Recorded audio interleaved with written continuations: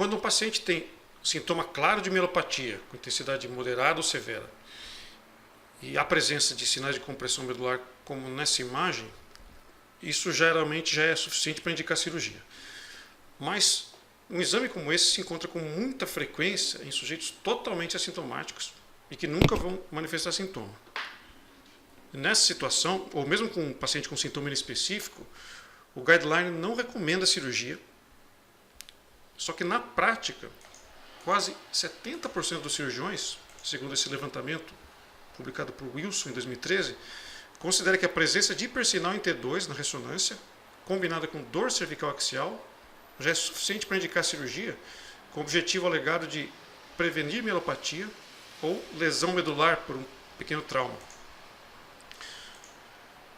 O risco estimado de uma intervenção cirúrgica na coluna cervical é em torno de 10 a 18%.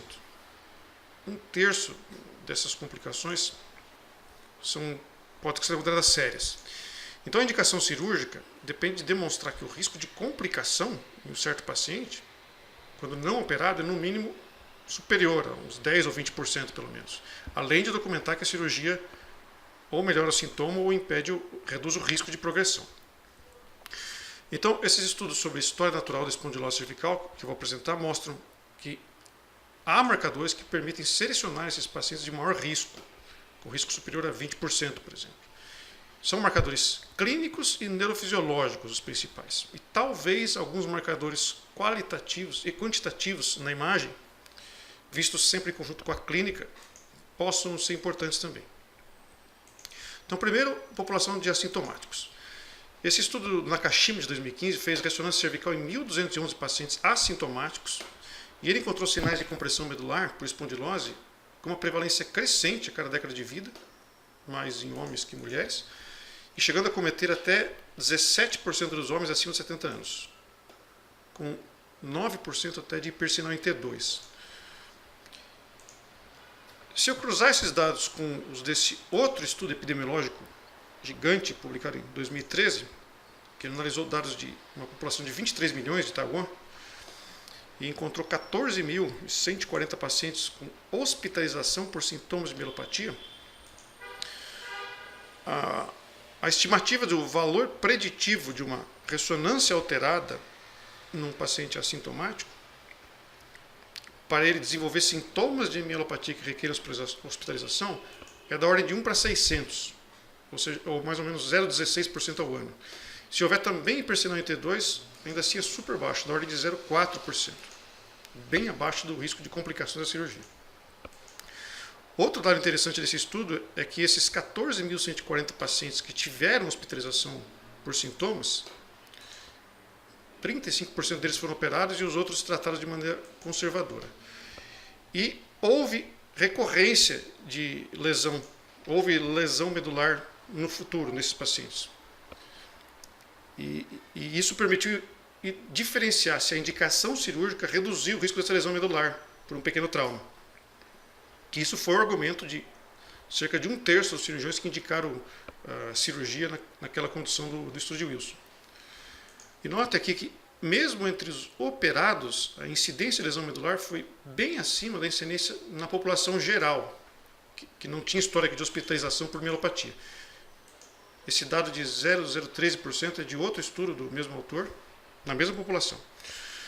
Então, embora a cirurgia tenha reduzido um pouco e significativamente o risco de uma lesão medular traumática, a maior parte do aumento do risco, 2/3 desse aumento, não foi evitada pela cirurgia.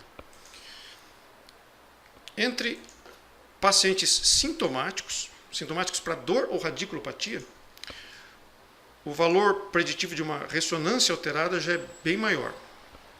Mas, para definir se esse aumento de risco cruza o limiar para a indicação cirúrgica, é preciso correlacionar com um sintoma e também usar dados neurofisiológicos.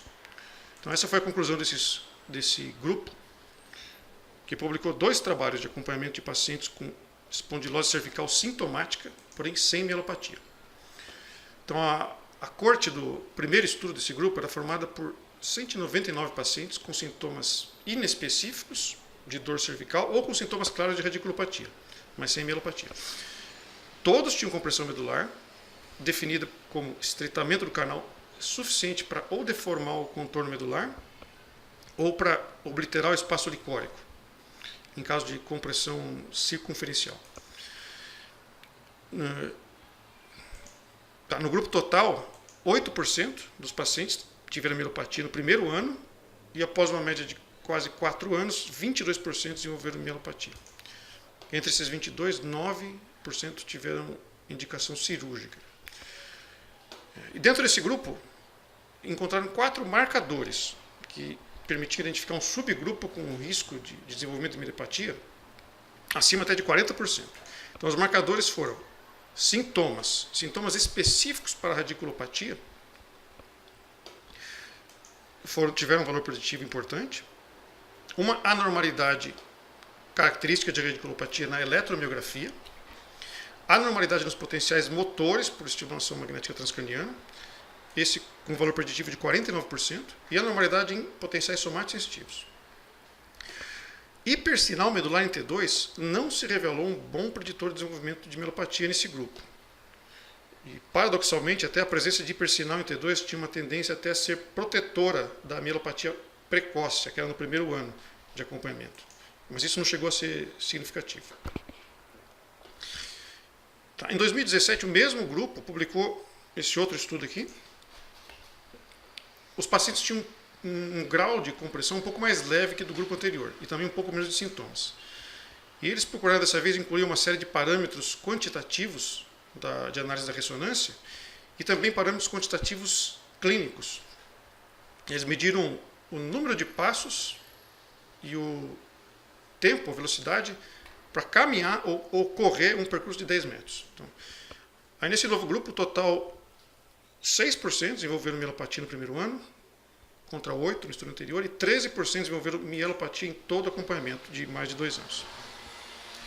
E, novamente, a normalidade em potenciais motores ambulatoriais é que revelou maior valor preditivo, de 50%, a normalidade em potenciais somáticos sensitivos, valor preditivo de 35%, a normalidade em eletromiografia também teve valor preditivo. E houve 2 novidades nesse estudo. Uma foi o achado de 2 parâmetros clínicos que funcionaram como um marcador e no início do estudo ele iria tardiamente evoluir para mielopatia. Ou seja, em retrospecto, isso é sugestivo de que eles não eram totalmente assintomáticos para a mielopatia. Era um sintoma, digamos, subclínico. Então, esses marcadores foram aqueles que usavam mais de 17 passos e meio para percorrer a distância de 10 metros. 47% desenvolveram mielopatia no período de acompanhamento. Ou que levaram mais de 5 segundos para correr essa distância de 10 metros. Isso tinha um valor preditivo de 28%. Então, isso faz pensar como pode ser sutil a linha que define quando que o paciente cruza o limiar entre envelhecimento normal ou patológico. A velocidade da marcha, o número de passos. E outra novidade foi o fato de que, ao contrário do estudo anterior, nesse, marcadores de imagem tiveram um valor preditivo. Foram 2 marcadores quantitativos novos, que é a área de secção transversa, quando está abaixo de 70 mm², e a razão de compressão, que é o diâmetro anteroposterior dividido pelo lateral. Hipersinal em T2, dessa vez, teve algum valor preditivo também. E a diferença quanto ao valor do hipersinal em T2 nesse grupo, comparado ao anterior, provavelmente tem relação com um grupo com menos sintomatologia. Porque como o hipersinal em T2, ele pode refletir não apenas uma alteração antiga, gliose ou malácia, como uma alteração recente, ativa. Provavelmente havia pacientes no outro grupo em que a degeneração já havia chegado ao seu limite, chegou num platô, provocou sintomas que ainda não caracterizavam francamente mielopatia, mas estabilizou. Então, aí, em parte dos pacientes, esse hipersinal era protetor. Tipo, a lesão que tinha já aconteceu e não vai passar disso. E em outra parte era risco. Por isso que acabou não sendo significativo nesse mix de pacientes. E quanto aos parâmetros quantitativos, como a medida de secção transversa e a medida do índice de compressão, os próprios autores sugerem que isso seja considerado, por enquanto, um marcador preliminar, que seja confirmado ainda em outros estudos, já que é ao contrário do estudo anterior deles. Então, e sobre o valor preditivo dos potenciais motores, cabe uma nota técnica que talvez nesse estudo o seu valor preditivo tenha sido até subestimado, porque eles calcularam o tempo de condução central com base na estimulação magnética cortical e foraminal. E os guidelines mais recentes mostram que a medição fica mais precisa se for calculado o tempo periférico usando o cálculo do tempo periférico pelas ondas F. Esse outro estudo que usou essa metodologia mais moderna numa população diferente, já com sintomas de mielopatia, então um grupo bem diferente dos anteriores, a positividade do potencial evocado motor ambulatorial nos pacientes com sintomas de mielopatia e compressão nos graus 3 e 4, segundo esses critérios, chegou a 100%. E por esses critérios, então grau 3 era quando tinha uma redução de diâmetro anteroposterior maior que um terço do diâmetro maior que um terço. E no grupo em que a compressão era uma redução de diâmetro anteroposterior inferior a um terço, ainda assim a sensibilidade foi altíssima do potencial motor, de 96%. Mas lembrando, combinado com sintomas sugestivos de mielopatia.